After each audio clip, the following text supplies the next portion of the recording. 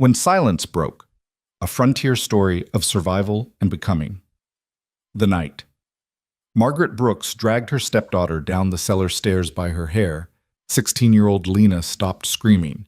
She'd learned months ago that screaming only made it worse. What she didn't know was that a stranger stood in the darkness beyond the kitchen window, watching everything with the kind of stillness that comes before a storm breaks. By morning, the respectable widow everyone admired would be exposed. A silent mountain man would speak words that shattered a household, and a girl who'd spent 2 years disappearing would have to choose between the devil she knew and a future she couldn't imagine. If you're watching from anywhere in the world, drop your city in the comments below. I want to see how far Lena's story travels. And if her journey moves you, hit that like button and stay until the end. Because some stories don't end where you think they will.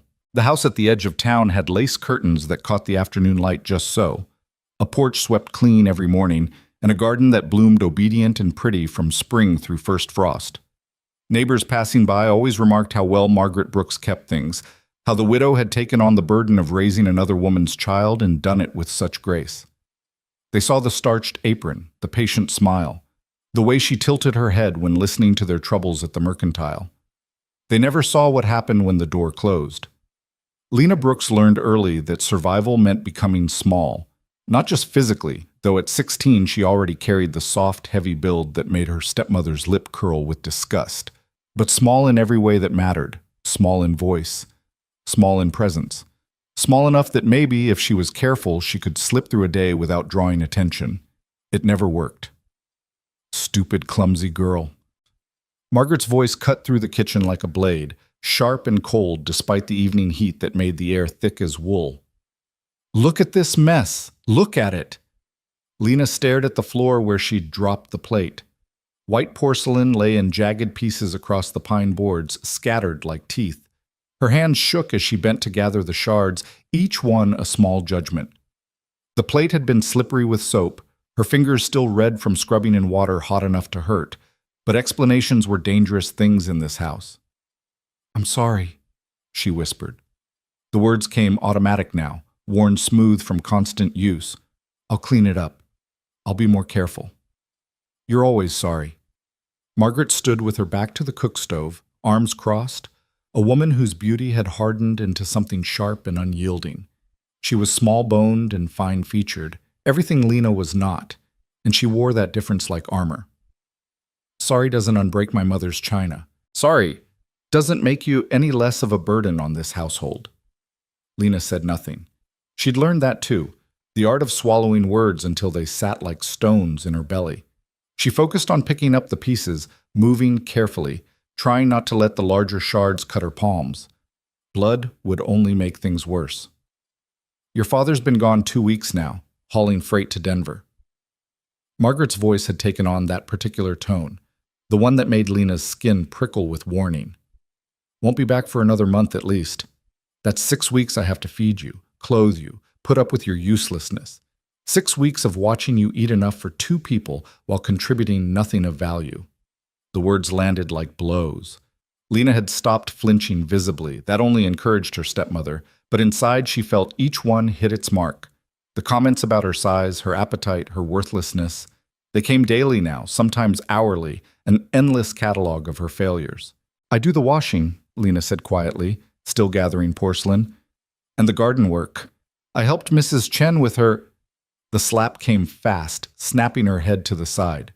Lena's vision blurred, ears ringing. She tasted copper. "Don't you dare talk back to me." Margaret's refined voice had gone thin and vicious. "Don't you dare. I took you in when your own mother died. I married your father and accepted his fat, graceless daughter as part of the bargain, and this is how you repay me? Breaking heirlooms? Speaking to me like an equal?" Lena pressed her hand to her burning cheek and said nothing. Her mother had been dead 3 years now, consumption taking her slow and painful through one brutal winter. Lena still remembered her real voice, soft and warm, nothing like Margaret's cultured cruelty. She remembered hands that touched with gentleness, not violence. But those memories were fading, growing thin and unreliable, like fabric worn to transparency. "Get up." Margaret gestured sharply toward the cellar door. You'll spend the night down there. Maybe the dark will teach you to be more careful with things that don't belong to you. The cellar. Cold stone and dirt floor and absolute darkness. Lena's throat tightened with fear, but she knew better than to beg. Begging only made Margaret smile.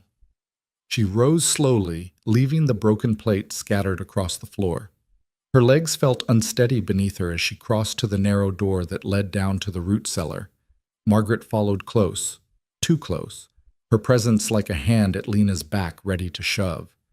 The stairs were steep and rough-hewn, built for practicality rather than safety. Lena descended carefully, her hands finding the cool stone walls in the dimming light. The cellar smelled of earth and potatoes, onions and preserves. In summer it was cool. In October it was already turning cold, the kind of cold that seeped into bones and settled there. Behind her, Margaret pulled the door shut. Lena heard the scrape of wood as her stepmother wedged it closed from the outside.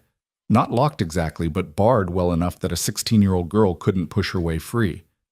Then darkness, complete and total. Lena sank down onto the earthen floor, her back against the stone foundation. She pulled her knees to her chest and wrapped her arms around them, making herself into the smallest shape possible.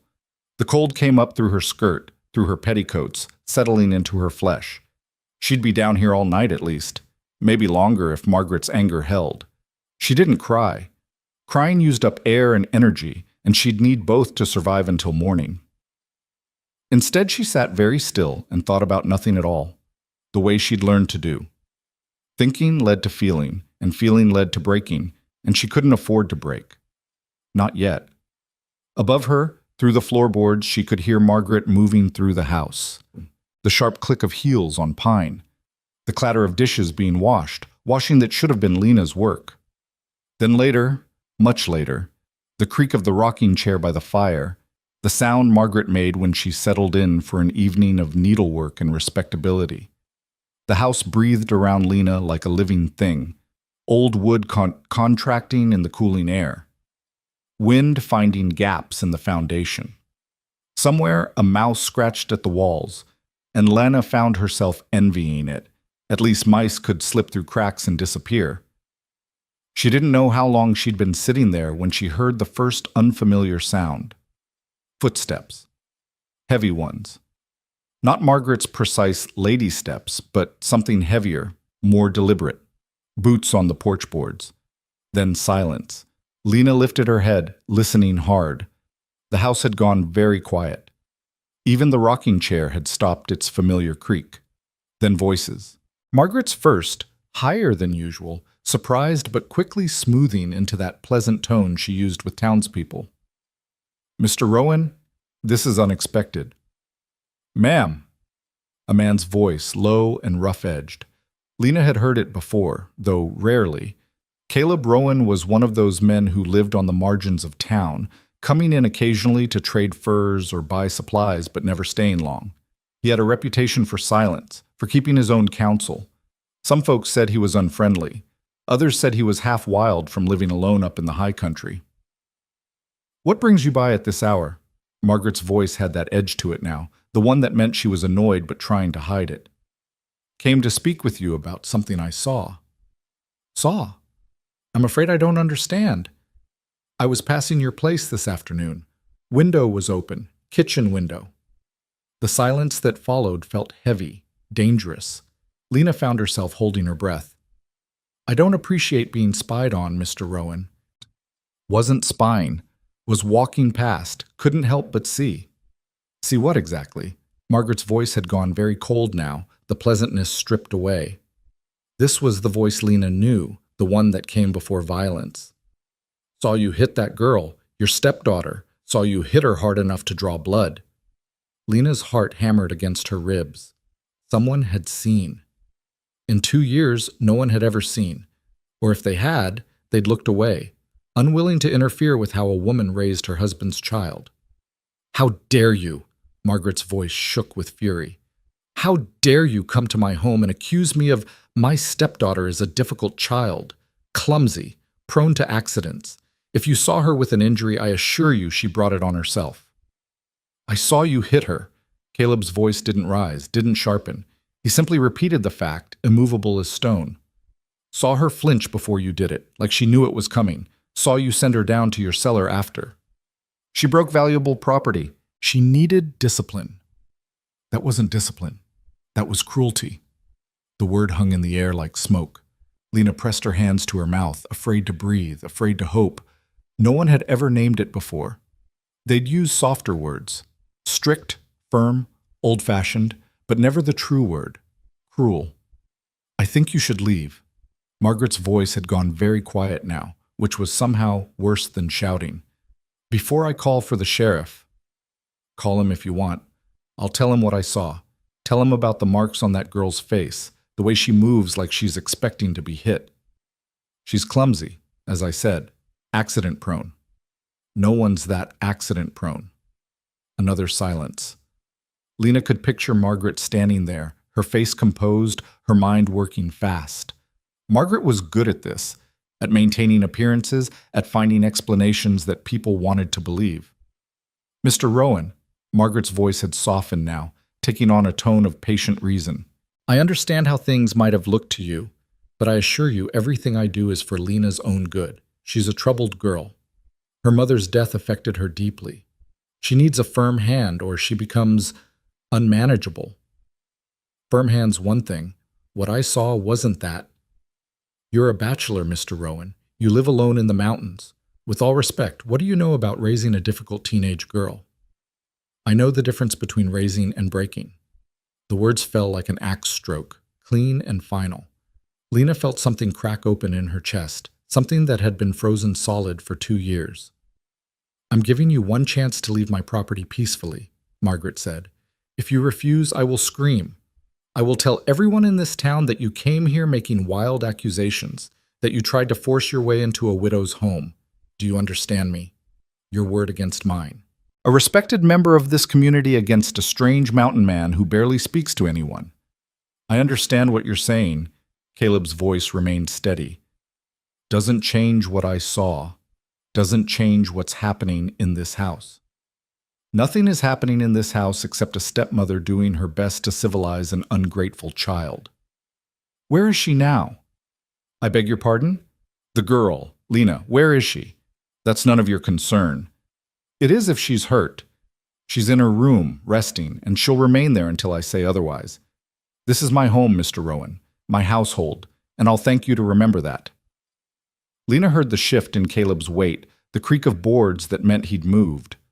For a wild moment, she thought he might force his way past Margaret, might actually open the cellar door and see for himself. But then she heard his voice, quieter now, almost sad. I'm going, but I'll be watching. And when her father gets back, I'll be talking to him. He should know what goes on in his house when he's gone. My husband knows everything he needs to know. He trusts me completely. We'll see about that. The footsteps retreated, the door closed, and then there was only silence. Lena sat in the darkness, shaking. Someone had seen. Someone had cared enough to say something, even knowing he wouldn't be believed. A mountain man she'd barely spoken to had looked at her situation and called it by its true name. Cruel. Above her, Margaret paced, back and forth, the sharp click of her heels like a ticking clock. Lena could hear her muttering, though not the words. She recognized the pattern, though. Margaret working herself into a fury, building her anger like stoking a fire. The cellar door scraped open. Get up here! Margaret's voice cut through the darkness. Now! Lena rose on unsteady legs and climbed the stairs. She emerged into the kitchen, blinking in the lamplight. Margaret stood by this table, her face white with rage, her hands clenched into fists. Did you say something to him? Her voice shook. Did you go crying to that mountain man about how poorly you're treated? No. Lena's voice came out barely a whisper. I never spoke to him, I swear. Then, how did he know? How did he know you were in the cellar? I don't know. Margaret crossed the space between them in 3 strides and grabbed Lena's arm, her fingers digging in hard enough to bruise. You listen to me very carefully. When your father comes home, you will tell him nothing about tonight, nothing about Mr. Rowan's visit. If anyone asks you about marks or bruises, you'll say you fell. Do you understand? Lena nodded, but it wasn't enough. Say it. Say you understand. I understand. You'll ruin everything if you talk. Your father will leave me, and then where will you be? On the street, in an orphanage. Is that what you want? No. No. Margaret released her arm and stepped back, smoothing her skirts, composing herself. No one will believe you anyway. Not over me. I'm respected in this town. You're just a fat, stupid girl who can't do anything right. The words should have hurt, but Lena felt oddly numb. Something had shifted tonight. Caleb Rowan had seen her, really seen her, and he'd called it what it was. That couldn't be taken back. Go to bed, Margaret said, and remember what I told you. Silence keeps you safe.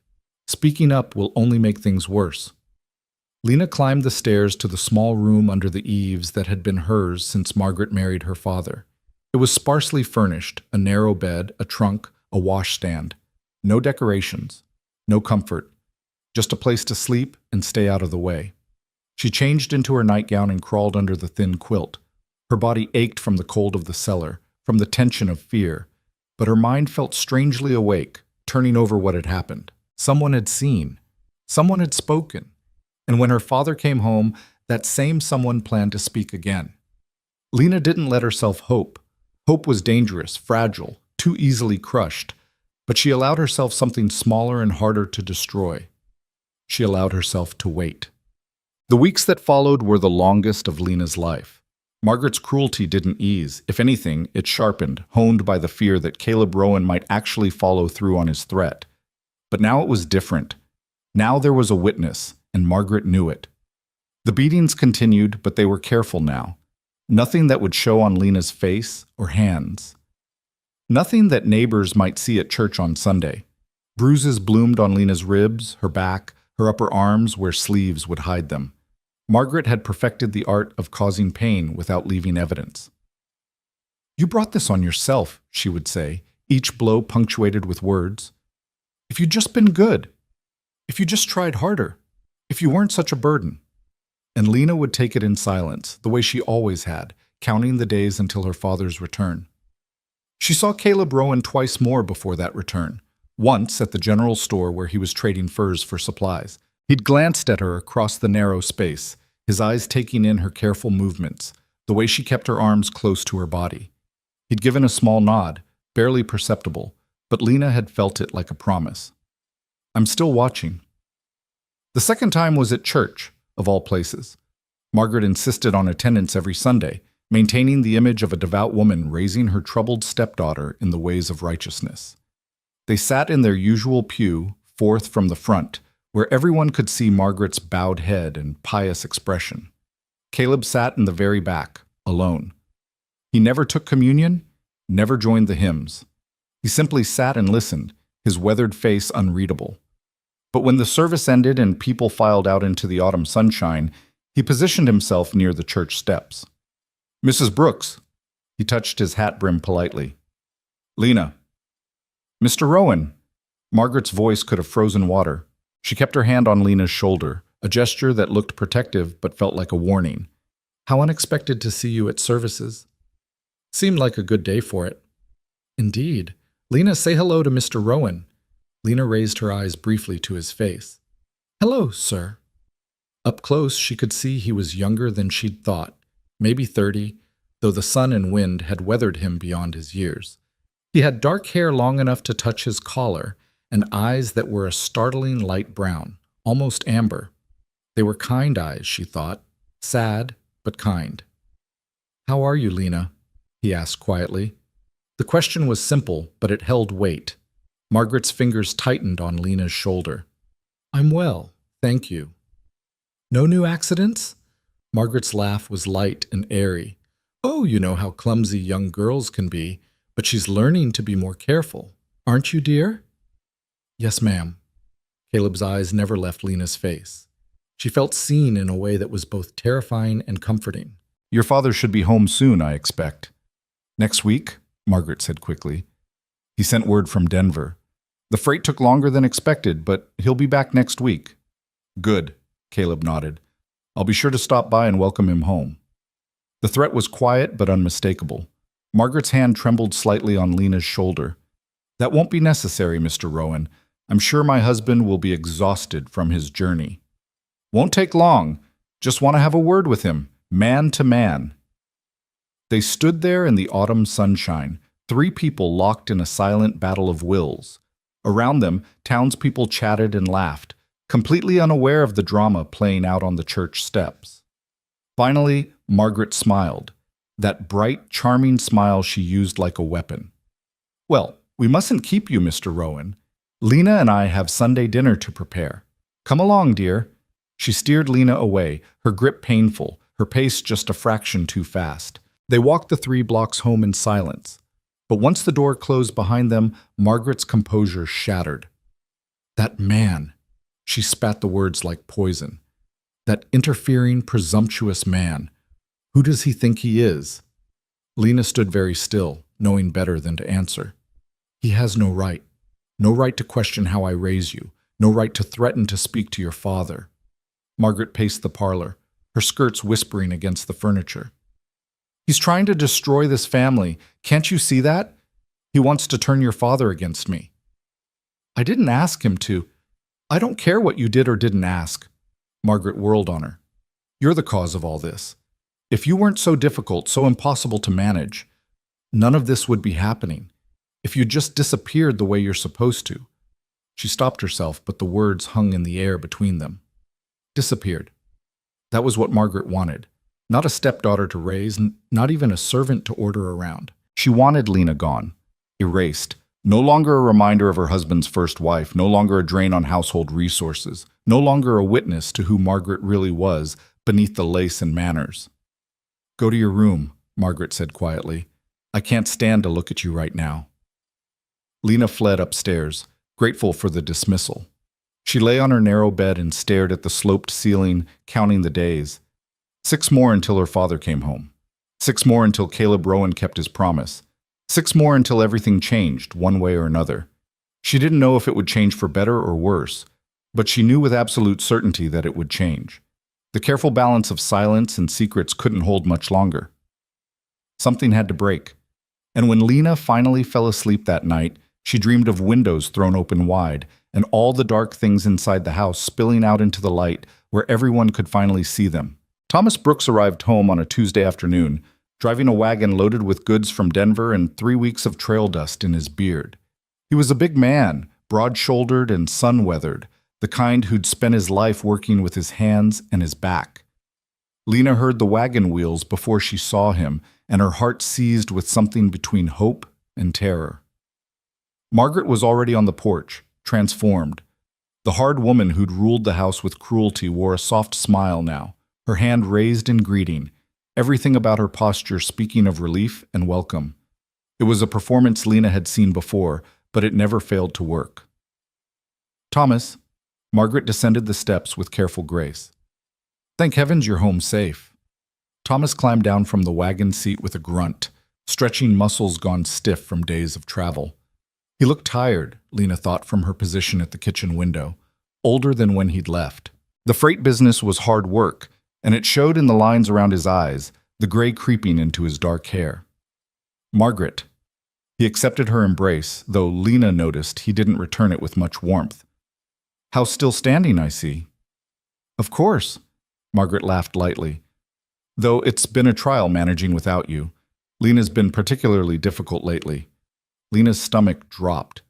So it would start already, before her father had even crossed the threshold, the groundwork being laid, the story being shaped.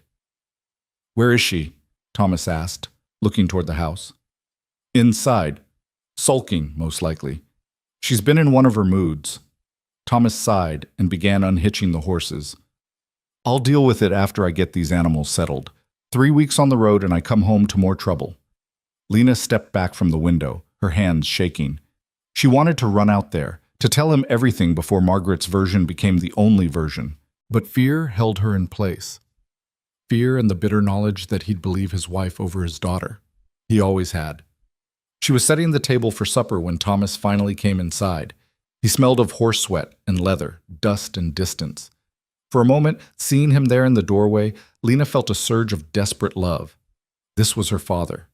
The man who'd rocked her to sleep when she was small, who'd carried her on his shoulders, who'd held her mother's hand through that last terrible winter. But that man seemed very far away now. "Hello, Papa."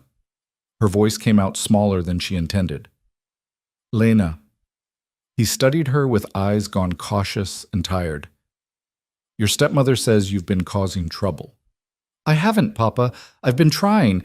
She says you've been breaking things, being careless and wasteful." "I broke one plate. I didn't mean to."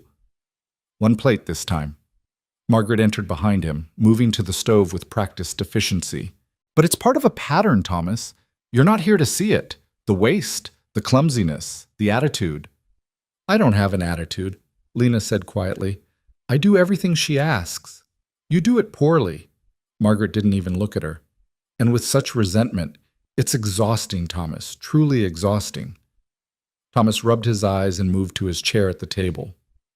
"I don't want to deal with this tonight. I've been on the road for 3 weeks. I just want a hot meal and a quiet evening." "Of course," Margaret set a plate before him with a smile. "Lena, finish setting the table and then leave us. Your father and I need to talk." Lena's hands trembled as she placed the remaining dishes. She could feel her chance slipping away, the door closing before Caleb Rowan ever got the opportunity to speak. Once Margaret had time alone with Thomas, she'd weave her story so tight that no truth could penetrate it. She was heading for the stairs when someone knocked at the door. The sound froze all three of them. Margaret's face went white. Thomas looked up from his plate with a frown, and Lena felt her heart hammering so hard she thought it might crack her ribs. Who'd be calling it supper time? Thomas started to rise, but Margaret was already moving toward the door, her movements quick and defensive. "Probably Mrs. Chen about the church social. I'll handle it." But when she opened the door, Caleb Rowan stood on the porch with his hat in his hands and that same steady, unreadable expression Lena remembered from the church steps. "Mrs. Brooks." He nodded politely. "Is Thomas home yet?" "Mr. Rowan," Margaret's voice had gone tight. "This isn't a good time. My husband just arrived, and we're sitting down to supper." "Won't take long. Just need a few minutes of his time." Thomas had risen and crossed to the door, curiosity overcoming weariness. "Caleb? That you?" "Thomas." Caleb nodded. "Welcome back. Sorry to interrupt your homecoming, but there's something we need to discuss." "Come in then." Thomas stepped aside, ignoring Margaret's sharp intake of breath. "Whatever it is, we can talk while I eat. Haven't had a hot meal in weeks." Caleb entered, and the kitchen suddenly felt smaller. He was taller than Lena remembered, rangier, all lean muscle and weathered calm. He glanced at her briefly, and she saw something in his eyes, not pity exactly, but a kind of recognition. Then he turned his attention to Thomas. "Appreciate you seeing me." "Sit down." Thomas gestured to a chair. "Margaret, get the man some coffee." Margaret didn't move. "Thomas, perhaps this conversation would be better held another time. You're tired and—" "Margaret, the coffee." She moved with jerky, reluctant motions, pouring coffee into a cup with hands that shook slightly.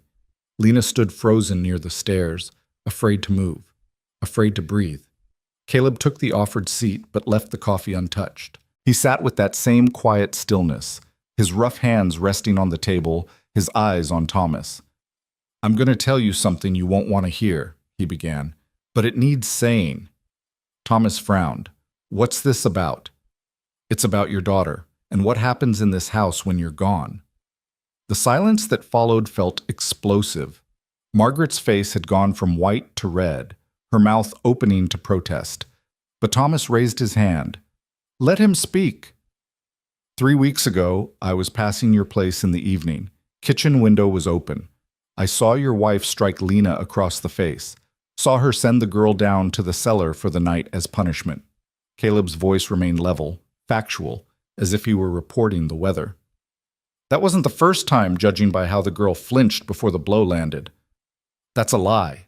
Margaret's voice shook with fury. "A vicious, slanderous lie. Thomas, this man has been harassing me for weeks, making wild accusations." "I'm telling you what I saw." Caleb didn't raise his voice. "Your wife hits that girl, regular and hard, calls her names, treats her like she's worth less than dirt." Thomas looked at Margaret, then at Lena, then back at Caleb. Lena could see him struggling, wanting to dismiss this as nonsense, wanting to side with his wife. But something in Caleb's steady gaze made him hesitate. "Lena," Thomas's voice was rough. "Come here." Lena approached on shaking legs. Her father studied her face, her careful movements, the way she held herself. She could see him noticing things he'd overlooked before, the wariness in her eyes, the tension in her shoulders, the way she positioned herself just out of arm's reach. "Has your stepmother been hitting you?" The question hung in the air like smoke. Lena's mouth went dry. This was the moment Margaret had warned her about. Speaking would ruin everything. Silence would keep her safe. But safe from what? From worse than what she was already enduring? "Answer me, Lena." "Yes." The word came out barely a whisper, but it felt like a shout. "Yes, Papa, she has." Margaret made a sound like a wounded animal. "She's lying. Thomas, she's lying to turn you against me. This is exactly what I warned you about. She resents me. She's always resented me, and now she's making up stories." "Show me." Thomas cut across her protest, his eyes still on Lena. "If she's been hitting you, there'll be marks." Lena's hands went to the buttons of her dress. Her fingers trembled so badly she could barely work them free. Margaret was still talking, her voice rising in pitch and desperation, but Lena focused on the buttons. One, then another, then another. She let the dress fall to her waist, standing there in her chemise with her arms at her sides. The bruises were visible even through the thin fabric, dark purple blooms across her ribs, yellowing marks on her upper arms, the mottled evidence of weeks of careful violence. Thomas's face went gray. He stood slowly, his chair scraping against the floor. When he spoke, his voice was barely controlled. "How long?" "Since you started making the long hauls," Lena whispered. "Since last spring." "Thomas, you can't believe this." Margaret's composure was cracking, desperation seeping through. "She bruises easily. She's always been clumsy, falling down, running into things." "Those are handprints." Caleb's quiet voice cut through her excuses. "On her arms. You can see the fingers." Thomas moved closer to Lena, his eyes taking in details he'd forced himself not to see before. The systematic nature of the bruising, the defensive positions, ribs, arms, back, places that could be hidden under clothing. He reached out slowly and touched one of the marks with a gentleness that broke something in Lena's chest. "Why didn't you tell me?" His voice cracked. "All these months. Why didn't you say anything?" "She told me not to." Lena's eyes filled with tears. "She said no one would believe me. She said you'd leave her and I'd end up in an orphanage. She said it was my fault for being difficult." Thomas turned to Margaret with an expression Lena had never seen before. It was fury, yes, but underneath that was something worse. Betrayal, disgust, a kind of horror that came from seeing someone clearly for the first time. "Get out." Margaret drew herself up. "This is my home. I'm your wife." "You're nothing to me." The words fell like stones. "You've been beating my daughter in my own house while I trusted you to care for her. You've been lying to me. You've been—" His voice broke. "Get out of my house. Now." "Thomas, please. Let me explain. The girl needed discipline. She was impossible to manage. I only did what was necessary." "Necessary?" Thomas's shout made everyone flinch. "You think this is necessary? She's 16 years old. She's my daughter, and you've been torturing her." "I gave up everything to marry you." Margaret's tears came now, calculated and desperate. "I took on the burden of raising another woman's child. I've kept your house, cooked your meals, played the dutiful wife, and this is how you repay me? By believing some mountain hermit and a lying girl over your own wife?" "I believe the bruises." Thomas's voice had gone cold. "I believe my own eyes. Pack your things. You've got until morning to be gone." "You can't throw me out. I have nowhere to go." "Should have thought of that before you laid hands on my child." Margaret looked around the room wildly, searching for an ally, a way out. Her eyes landed on Caleb. "This is your fault. You couldn't leave well enough alone. You had to interfere. Someone had to." Caleb's expression hadn't changed. "That girl was being broken in pieces. She's just a fat, worthless—" The slap came from Thomas, shocking everyone. His hand cracked across Margaret's face with enough force to snap her head to the side. Then he stood there, breathing hard, looking at his own hand like he didn't recognize it. "I've never struck a woman in my life," he said quietly. "Never thought I would. But hearing you talk about my daughter that way, seeing what you've done..." He stepped back. "Get out of my sight. Be gone by dawn, or I'll drag you out myself." Margaret fled up the stairs, her sobs echoing through the house. Lena stood frozen, her dress still pooled around her waist, her mind unable to process what had just happened. Thomas sank into his chair and put his face in his hands. Caleb rose slowly. "I'll leave you to sort this out." "Wait." Thomas looked up, his eyes red. "I need to... I owe you thanks. If you hadn't spoken up..." The girl deserves someone to speak up." Caleb glanced at Lena, still standing there exposed and shaking. "She deserved it a long time ago." Thomas nodded, then seemed to see Lena clearly for the first time since she'd shown him the bruises. He made a rough sound and turned away, unable to look at the evidence of his failure. "Pull your dress up, honey," he said, his voice thick. "Please." Lena fumbled with the buttons, her hands shaking so badly she could barely manage them. When she was covered again, she stood there not knowing what to do, what to say. Everything had changed in the space of minutes, and she felt unmoored, adrift. "I'll be going," Caleb said again. But at the door, he paused. "Thomas, I know you need time to figure things out, but that girl's been through hell. She needs more than just Margaret being gone. She needs to heal." "I know." Thomas's voice was hollow. "I know." Caleb left, and the house fell into terrible silence. Upstairs, Margaret was moving around, opening drawers, slamming things. Thomas sat at the table with his cooling supper in front of him, untouched. And Lena stood near the stairs, afraid to move closer, afraid to retreat. "Lena," Thomas's voice was rough. "Sit down." She obeyed, taking a chair across from him. Up close, she could see tears tracking through the trail dust on his face. "I'm sorry."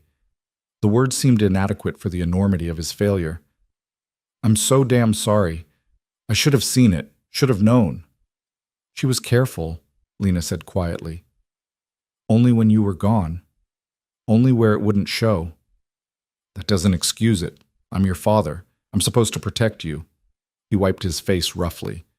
"Your mother would have..." He couldn't finish the sentence. They sat in silence for a long moment. Above them, Margaret's footsteps creaked across the floorboards, sharp and angry. "What happens now?" Lena asked finally. "I don't know." Thomas looked at her with eyes full of anguish. "I don't know how to fix this, how to make it right." "You believed me," Lena said. "That's something." "It's not enough. It'll never be enough." He reached across the table and took her hand carefully, as if she might break. "But I swear to you, on your mother's memory, nothing like this will ever happen again. You're safe now, you hear me? You're safe." Lena wanted to believe him, but safety was something she'd learned not to trust. Still, she nodded, holding onto his rough hand like an anchor. They sat that way until full dark fell outside, and the lamp on the table burned low. Above them, Margaret's movements finally stilled, and in the silence that followed, Lena allowed herself to feel something she'd buried for months. Not hope, exactly, but the distant possibility of it. The next morning, Margaret was gone before sunrise. She left nothing behind but empty drawers and the lingering scent of her perfume. Thomas found a note on the kitchen table, full of recriminations and accusations, but he burned it in the cook stove without reading it aloud. For 3 days, the house was quiet. Thomas stayed close, trying to figure out how to talk to the daughter he'd failed so completely. Lena moved through her chores carefully, still waiting for the other shoe to drop, still braced for punishment that didn't come. On the 4th day, Caleb Rowan appeared at the door again. Thomas answered, surprise clear on his face. "Caleb, didn't expect to see you again so soon." "Need to talk to you about something." Thomas stepped aside to let him in. Lena was kneading bread at the kitchen table, her hands working the dough in steady rhythm. She looked up when Caleb entered, then quickly back down, her cheeks coloring. "Coffee?" Thomas offered. "No thanks." Caleb remained standing, his hat in his hands. "This won't take long. I've got a proposition for you." "What kind of proposition?" "The girl." Caleb nodded toward Lena. "She can't stay here." The words fell into the kitchen like stones into still water. Thomas stiffened. What are you saying? I'm saying this house is poison for her. Even with Margaret gone, she'll remember everything that happened here. Every room, every corner. She'll never heal while she's breathing this air. She's my daughter. Where else would she go? She could come work for me. The silence that followed was absolute. Lena's hand stopped moving in the bread dough. Thomas stared at Caleb like he'd spoken in a foreign language. Work for you, Thomas repeated slowly. Doing what? Whatever needs doing. I've got a cabin up in the high country. Live alone, always have. But there's work enough for two. Tanning hides, preserving meat, tending the stock. She'd earn her keep, and she'd be away from here. Away from memories. She's 16 years old. Old enough to work. Old enough to choose. Caleb's eyes moved to Lena. If she wants to. Thomas shook his head. You're talking about taking my daughter to live alone with you in the mountains. You know how that would look. I know how it looks when a girl shows up to church covered in bruises. Caleb's voice remained level. I know how it looks when a father ships out for weeks at a time and leaves her with someone who hurts her. I'm offering her work and safety. Nothing else. No. Thomas's voice hardened. Absolutely not. I've already failed her once. I'm not sending her off with a stranger. You're not sending her anywhere. I'm asking if she wants to come. Both men turned to look at Lena. She stood there with flour on her hands, her heart pounding. The proposition was absurd. Dangerous. No respectable girl would agree to live alone with an unmarried man in the wilderness. But respectability was what had kept Margaret's cruelty hidden for so long. Respectability was what had made people look away when they saw signs of trouble.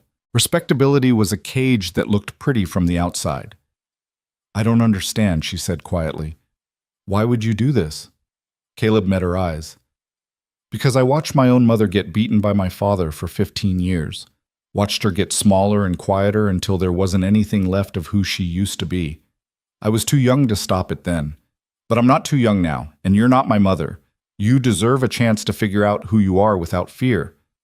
The honesty in his words hit Lena like a physical blow. This wasn't charity. It was something else. Recognition, maybe. One survivor seeing another. Lena, you're not seriously considering this. Thomas looked between them. Tell me you're not. But Lena was considering it. The house around her felt heavy with ghosts, her mother's death, Margaret's cruelty, her own powerlessness. Every room held memories that cut like glass. The cellar still smelled like fear. What would people say? She asked. They'd say plenty, Caleb admitted. Most of it unkind. They'd assume things. Make up stories. And you don't care? I live in the mountains because I don't care much what people think. Question is whether you care. Lena looked at her father.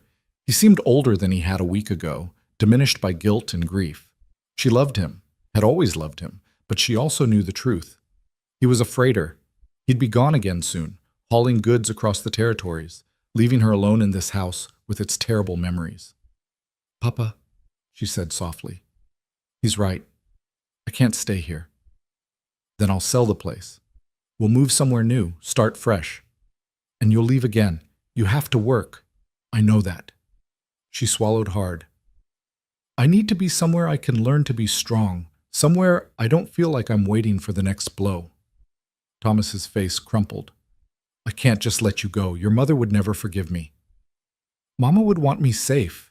Lena's voice broke. She'd want me to have a chance. The bread dough sat forgotten on the table, slowly deflating. Outside, the morning sun climbed higher, indifferent to the drama unfolding in the small kitchen, and three people stood locked in a decision that would change everything. Thomas looked at Caleb with desperate eyes. You'd keep her safe? Give me your word? You have it. Caleb's voice was steady as stone. No harm will come to her from me or anyone else. She'll work hard, and she'll be treated fair. That's my promise. And if she wants to come back? Then she comes back. This isn't imprisonment. It's opportunity. Thomas turned to Lena one more time. You're sure about this? No, she wanted to say. I'm not sure about anything. I'm terrified. But terror was familiar now. She'd been living with it for months. Maybe it was time to be afraid of something new. I want to go, she said.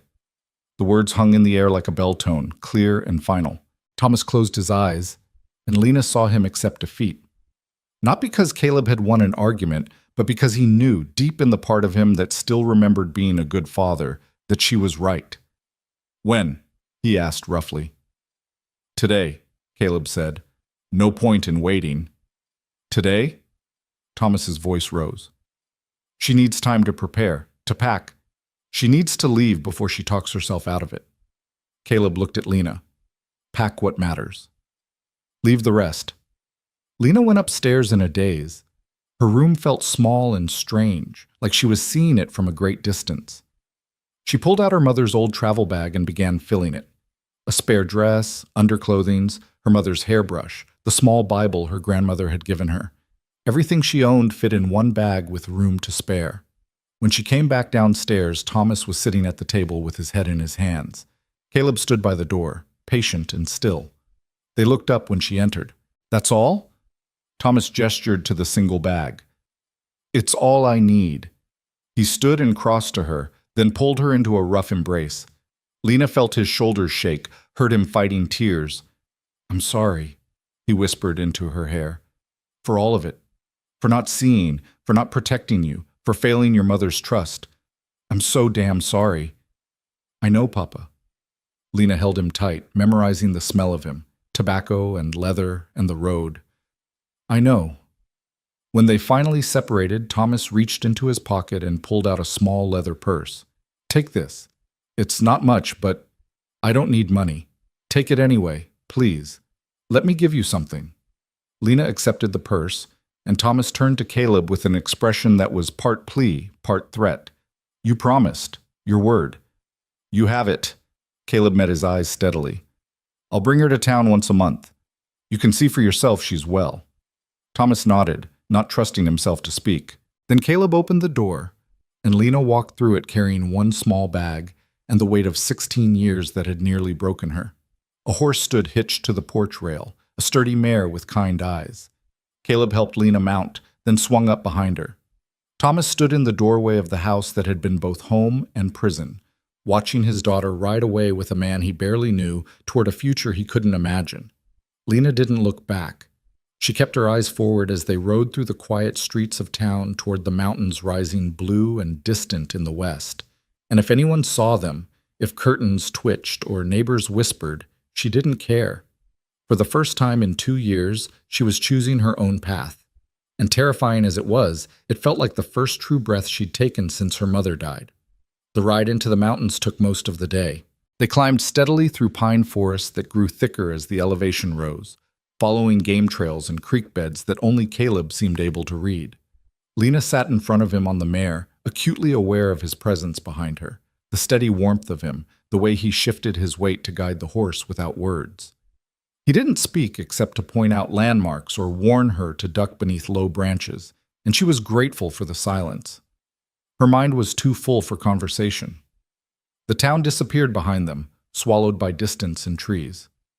With every mile, Lena felt something loosening in her chest, the constant vigilance that had become her normal state, the bracing for violence that had shaped her movements for so long. Up here, the air smelled different, clean, sharp with pine and cold water. The late afternoon sun slanted through the trees in dusty shafts, and somewhere a bird called with a sound she'd never heard before. "Not much further," Caleb said as shadows began to lengthen. "Another hour, maybe." Lena nodded, her body aching from the unfamiliar position. She'd ridden horses before, but never for this long, never this far from everything she'd known. Fear kept trying to surface. What was she doing, riding into the wilderness with a strange man, leaving behind her father and the only home she'd ever had? But she pushed it down. She'd made her choice. Now she had to live with it. The cabin appeared as they crested a ridge, tucked into a clearing beside a fast-running creek. It was small and weathered, built from logs chinked with mud and moss, with a stone chimney rising from one end. A lean-to shelter stood nearby for the horse, and behind it Lena could see what looked like a smokehouse and a small shed. Everything about the place spoke of solitude and self-sufficiency. Caleb dismounted and helped her down. Her legs nearly buckled when her feet hit the ground, and he steadied her with a hand on her elbow. "You'll be sore tomorrow," he said. Not used to riding that long. I'll manage. Lena looked around the clearing, trying to orient herself. The creek provided a constant rushing sound, and the trees pressed close on all sides. She couldn't see another dwelling anywhere. Do you have neighbors? Nearest cabin's 5 miles that way. He pointed west. Trapper named Gus. Don't see him much except in winter when the loneliness gets heavy. 5 miles. Lena had never been more than a few hundred yards from other people in her entire life. The isolation should have terrified her. Instead, she felt something close to relief. Caleb led the mare to the lean-to and began unsaddling her with practiced efficiency. Lena stood uncertainly in the clearing, her bag at her feet, not sure what to do with herself. Go on inside, Caleb said without looking up. There's a lamp on the table just inside the door, matches in the tin beside it. Get it lit and start looking around. You'll be living here too, might as well know where things are. Lena picked up her bag and approached the cabin. The door was thick pine, hung on leather hinges with a simple latch. She lifted it and stepped inside.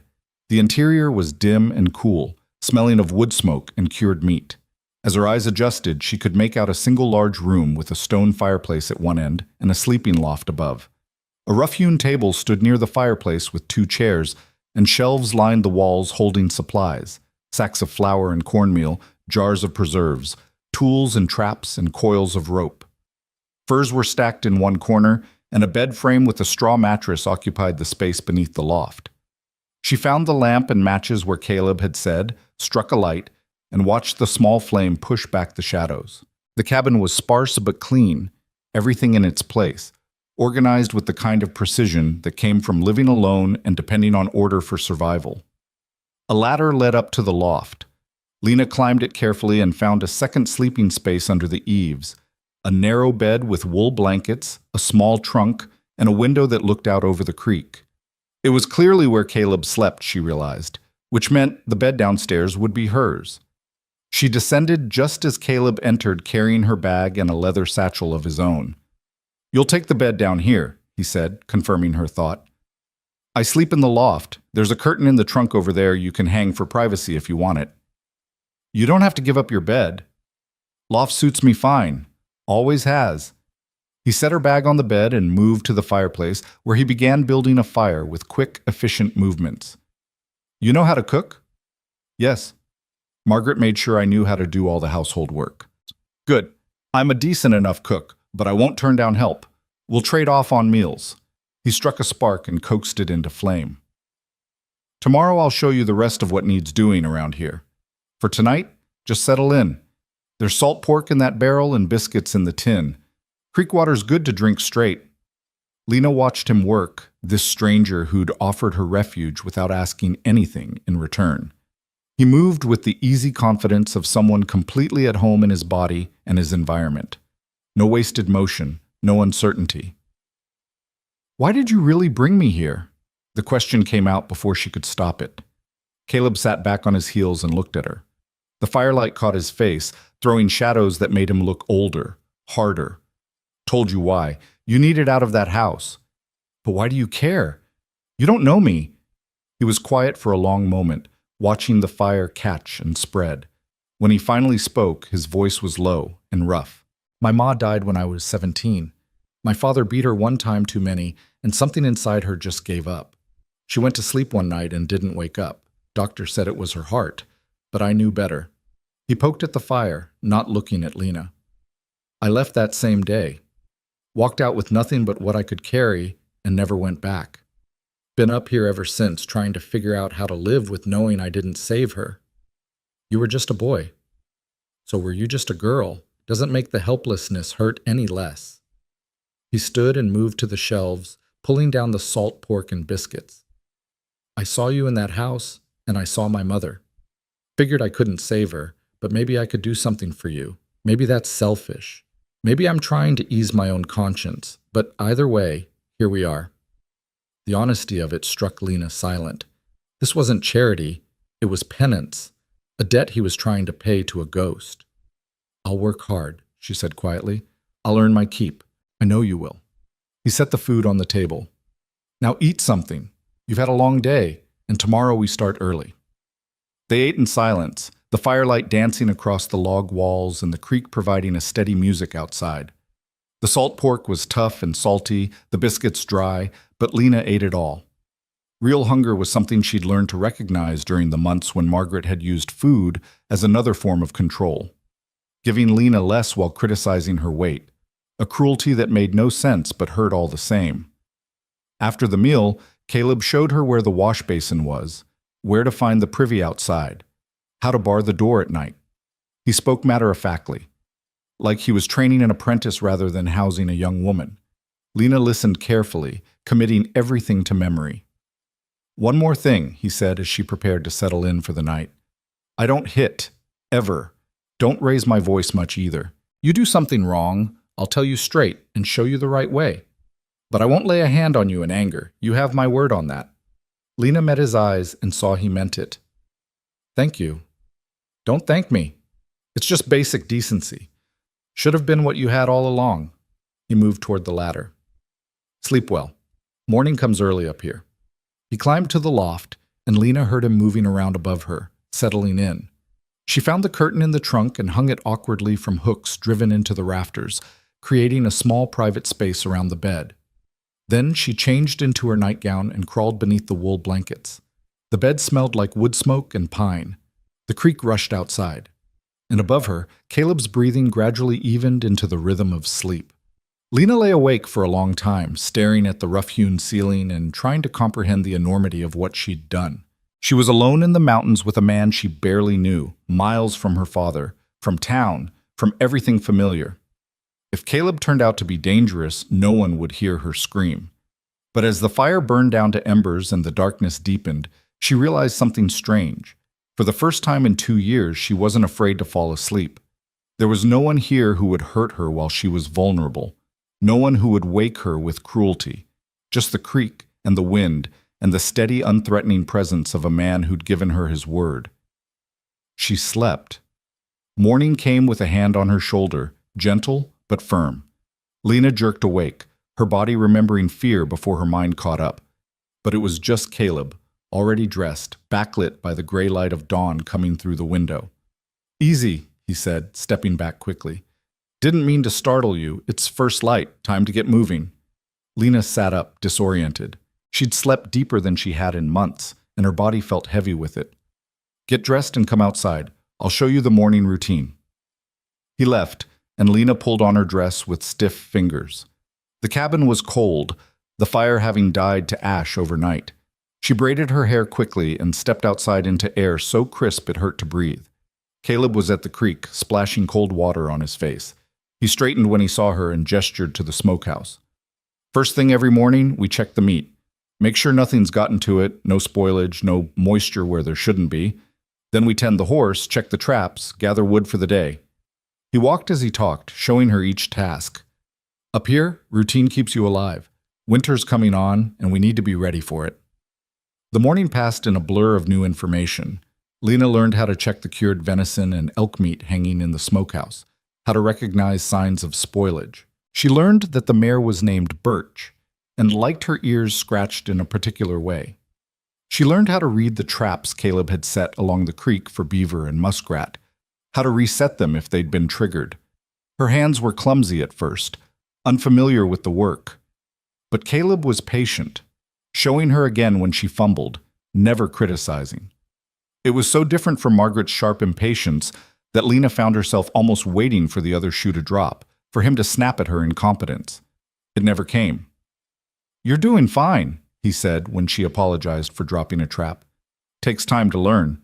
Rome wasn't built in a day, and you won't be a mountain woman overnight." By mid-morning, Lena's body ached in new ways. Her shoulders burned from carrying wood. Her hands were raw from working the stiff trap mechanisms. But it was honest ache earned through work rather than inflicted through violence. The difference mattered. They ate a simple midday meal of cornbread and dried apples. Then Caleb took her to the shed behind the cabin. "This is where we tan the hides," he explained, opening the door to reveal a space that smelled powerfully of chemicals and raw hide. "It's hard work, but it pays. Traders come through every few months, and they'll buy good leather for decent money." He showed her the process, scraping the hides clean of tissue, treating them with a mixture of brain matter and water, working them until they were soft and pliable. It was brutal, messy labor that required strength and endurance. "I won't lie to you," Caleb said, watching her face as she took it all in. "This life is hard.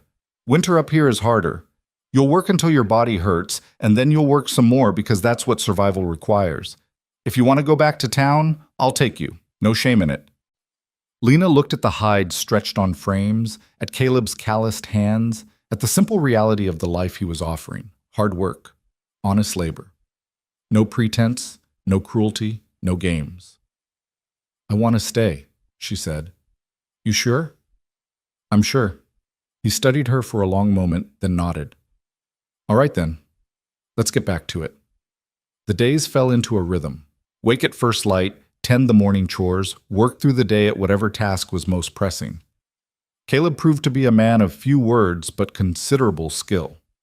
He knew the mountains the way some people knew books, intimately, instinctively. He taught Lena to read the weather and the clouds, to find her way by the position of the sun, to recognize the tracks of different animals. "That's elk," he said one afternoon, pointing to deep impressions in the mud near the creek. "Bull, probably. See how the hoof prints are spaced?" He was moving fast. Something spooked him. Lena learned to identify which plants were edible and which would kill you. She learned that the best firewood was dead pine that had dried standing, that green wood smoked too much and wet wood wouldn't burn at all. She learned to gut and clean a rabbit without flinching, to preserve meat with salt and smoke, to patch leather with careful stitching. Her body began to change. The soft weakness that had come from sitting still and staying small gave way to muscle. Her hands developed calluses. Her back straightened from carrying heavy loads. She grew stronger without even noticing until one day she lifted a water bucket that would have strained her a month before and realized it felt light. Caleb noticed too. "You're getting the hang of it," he said one evening as they sat by the fire mending traps. "Another few months, you'll be able to handle most of this work yourself." "Is that the plan? You train me up and then leave?" "No, just saying you're learning fast. You've got your mother's determination, I'd wager." It was the first time he'd mentioned her mother. Lena looked up from the trap in her hands. "You never knew her." "No, but I've seen you. Girl who survived what you survived has to have iron in her somewhere, had to come from someone." Lena thought about her mother, quiet, gentle, always sick those last few years. Had she been strong once, before illness wore her down to nothing? "She used to tell me stories," Lena said quietly, "about brave women who didn't need rescuing, women who saved themselves. Smart woman. I think she was trying to prepare me, like she knew she wouldn't always be there." They worked in silence for a while, the fire crackling between them. It was the most personal conversation they'd had since Lena arrived, and she found herself wanting to know more about this man who'd upended her life. "What about your father?" she asked carefully. "Is he still alive?" "Don't know. Don't care." Caleb's voice went flat. "Some men don't deserve to be remembered." "I'm sorry." "Don't be, I'm not." He set aside the trap he'd been working on and stood. "I'm going to check the snares before dark. You all right here on your own?" "Yes." He left, and Lena sat by the fire thinking about fathers and mothers, about the people who shaped you and the ones who broke you, about the difference between the two. A month passed, then two. October turned to November, and the cold came down from the high peaks like a living thing. Snow dusted the ridge tops, and ice formed on the creek in the mornings. Caleb became more focused, more urgent about preparations. "Winter's the test," he told Lena as they stacked wood against the cabin wall. "Everything we do now determines whether we make it through to spring. No room for mistakes." They worked dawn to dusk, hunting and preserving meat, gathering nuts and roots, checking and rechecking their supplies. Caleb shot an elk and they spent 3 days processing it, butchering the meat, smoking it, tanning the hide, rendering the fat for candles and soap. Lena's hands were raw and aching, but she worked without complaint. "You're stronger than you think," Caleb said one evening as they scraped the elk hide together. "First time I met you, you couldn't look me in the eye. Now, look at you." Lena realized it was true. Somewhere in the hard work and mountain air, she'd stopped flinching, stopped making herself small. Her body still carried the weight Margaret had mocked, but up here it was useful, strength for carrying, insulation against the cold. Nobody cared what she looked like, only what she could do. One afternoon in late November, Caleb came back from checking the trap line with news. "Snow's coming, big one by the look of the sky. We need to make a trip to town before we get snowed in for the season." Lena's stomach clenched. She hadn't been off the mountain since she'd arrived. The thought of going back filled her with complicated feelings. She wanted to see her father, but she dreaded facing the town, the stares, the whispers about the girl living in sin with the mountain man. "When?" she asked. "Tomorrow. We'll leave at first light, get our business done, and be back before the storm hits." That night, Lena barely slept. She lay in her bed listening to the wind pick up outside and wondered what she'd say to her father. How she'd explain that, despite everything, the impropriety, the hardship, the isolation, she was happier than she'd been in years. They rode down the mountain as the sky turned pewter gray and heavy with coming snow. Lena sat in front of Caleb on Birch, the position familiar now, comfortable. They didn't speak much, both of them watching the clouds build and roll. Town appeared below them as they descended the final ridge.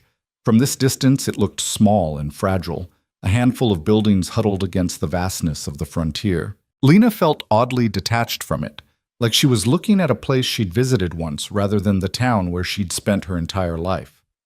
They rode in just after noon, heads turned, voices dropped to whispers. Lena felt the weight of judgment like a physical thing, but she kept her head up. She'd done nothing wrong. Neither had Caleb. He stopped at the general store first. "Get what supplies you need. I'm going to see about trading these furs." Lena slid down from the horse and entered the store.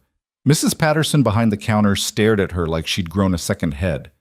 "Lena Brooks, I heard you'd run off to the mountains with Caleb Rowan." "I'm working for him," Lena said evenly. "I need flour, salt, and sugar." "Working?" Mrs. Patterson's tone made it clear what she thought Lena was really doing. "Your poor father. The shame of it." "Where is my father? Is he in town?" "Down at the freight office, I expect. Came back from a run yesterday." Lena paid for the supplies and left before Mrs. Patterson could say anything else. She found the freight office at the edge of town and pushed open the door. Thomas was there, talking to another freighter. He turned at the sound of the door, and his face transformed when he saw her. "Lena." He crossed to her in 3 strides and pulled her into a fierce embrace. "Lord, girl, I've been worried sick." "I'm fine, Papa. I'm good." He held her at arm's length, studying her face. Whatever he saw there must have reassured him because his expression softened. "You look different, stronger." "I am stronger. The work is hard, but it's good work, honest work." Thomas glanced past her toward the door. "Where's Caleb?" "Trading furs. We came down for supplies before the snow hits." "Come on, let's go find him. I want to see for myself that he's keeping his word." They found Caleb at the trading post, negotiating prices with old Silas Henderson. Thomas watched the interaction carefully, looking for something Lena couldn't quite name. When the trading was done, Caleb turned and saw them both. "Thomas." "Caleb." Thomas's voice was strained. "We need to talk." They stepped outside into the cold afternoon. Heavy clouds pressed down, and the first fat snowflakes were beginning to fall. "How's she doing?" Thomas asked without preamble. "Truth. She's doing well, works hard, learns fast, no complaints." "She looks healthy." "She is healthy, eats good, sleeps good, gaining strength every day." Thomas studied Caleb's face, then looked at Lena. "You happy there?" The question surprised her. "Yes, Papa, I am." "You being treated right? He keeping his word?" "He's never raised his hand or his voice to me. Never been anything but fair, I promise you." Thomas sagged with relief. "I needed to hear that. I needed to know I didn't make another mistake." "You didn't." Lena took his rough hand. "I'm learning things. Important things. How to survive. How to be strong. How to trust myself again." Snow was falling faster now, thick flakes that meant business. Caleb looked at the sky and frowned. "We need to get back. The storm's not waiting." Thomas pulled Lena close one more time. "I'll see you in spring, soon as the pass is clear." "I'll be here?" "I know you will." He looked at Caleb over Lena's head. You keep her safe. Always.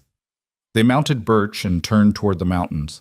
Behind them, Thomas stood in the falling snow watching his daughter ride away, and Lena knew he was finally starting to understand that sometimes safety wasn't about keeping someone close.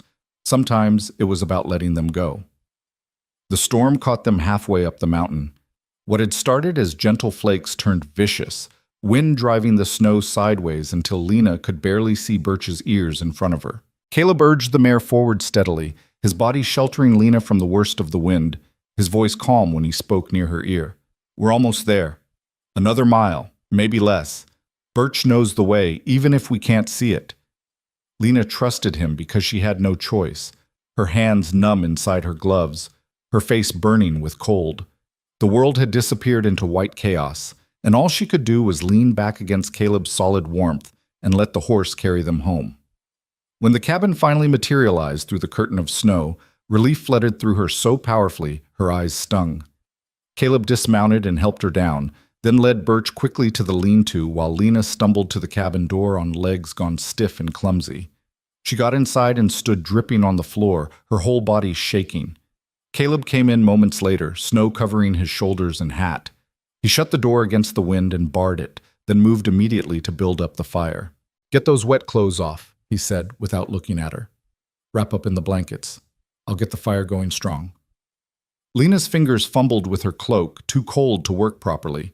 She managed to get it off along with her wet outer dress, then crawled into bed still wearing her chemise and petticoats. She pulled the wool blankets around herself and watched Caleb coax the fire into roaring life. Outside, the wind howled, snow piled against the window, and inside the small cabin, warmth gradually pushed back the bone-deep cold. That was close, Caleb said once the fire was established. He hung their wet things near the hearth to dry. Another hour, and we'd have had to shelter somewhere and wait it out. Would have been a hard night. I've never seen snow like that. Mountain snow's different. It comes fast and mean. This'll keep up for days, probably. He pulled the curtain aside slightly and looked at her. You all right? No frostbite? I don't think so. Just cold. I'll make coffee. Warm you from the inside. He moved around the cabin with practiced efficiency, putting water on to boil, measuring out precious coffee grounds. The familiar sounds and smells created a cocoon of normalcy despite the storm raging outside. Lena watched him from her nest of blankets, struck by how safe she felt, even in the midst of this violence of nature. 4 months ago, she'd been terrified in her own home on a calm night. Now she was calm in a mountain cabin during a blizzard. Here, Caleb brought her a tin cup of coffee, strong and black. Drink it slow. The heat of the cup burned her cold hands in a good way. She sipped carefully, feeling warmth spread through her chest and belly. Caleb settled into his chair by the fire with his own cup. For a while they sat in companionable silence, listening to the storm. Then he spoke quietly. Your father looked better than I expected, less haunted. Seeing me helped, I think. He's been carrying so much guilt. He should carry some, but I could see he's trying to make peace with it. Caleb stared into the fire. That's more than some fathers manage. Lena thought about his father, the man who'd beaten his wife to death in slow increments. Do you ever think about going back, confronting him? No point. Confronting him won't bring my mother back, won't change what happened. He took a long drink of coffee. I'm not carrying his burden anymore. That's between him and whatever he believes in. You don't believe in anything? I believe in this. He gestured to the cabin, the mountains beyond. What you can touch and build and survive. The rest is stories people tell themselves to make sense of things that don't make sense. It was the most philosophical Lena had ever heard him. She wrapped her hands tighter around the warm cup. Margaret used to quote scripture at me, about obedience and suffering and honoring thy father and mother. Her voice was bitter. She made it sound like her cruelty was righteous. People like that use whatever tools they have. If it wasn't scripture, it'd be something else. Caleb's eyes met hers across the fire. But you're not there anymore. You're here.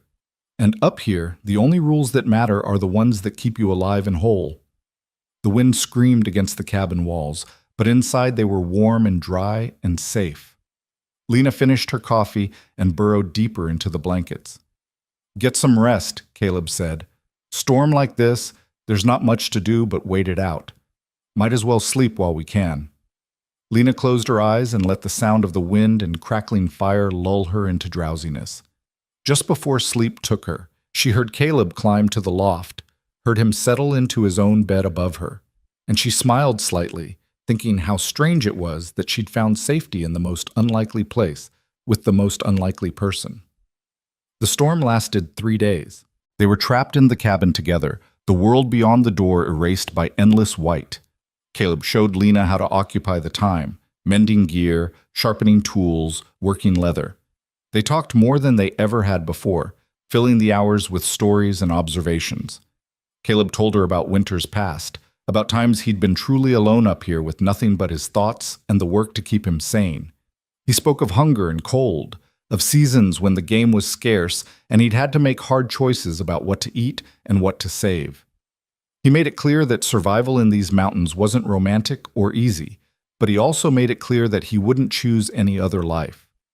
Lena told him about her mother, about the woman she'd been before sickness took her, about afternoons spent learning to sew and cook, about songs her mother had sung in a language her grandmother brought from the old country. She spoke about the grief that had opened the door for Margaret, about her father's desperate loneliness driving him to marry too fast and choose too poorly. He loved my mother so much, Lena said on the 3rd day, watching snow still falling thick outside the window. When she died, it broke something in him. He couldn't stand being alone in that house with just me and all those memories. So he brought in someone new and let her erase the old. Yes, and I was part of what he wanted erased, a reminder of what he'd lost. Caleb set down the knife he'd been sharpening. You know that wasn't about you, right? You weren't the problem. His grief was the problem, and his way of handling it. I know that now. Didn't know it then. What do you know now that you didn't know 4 months ago? Lena considered the question carefully.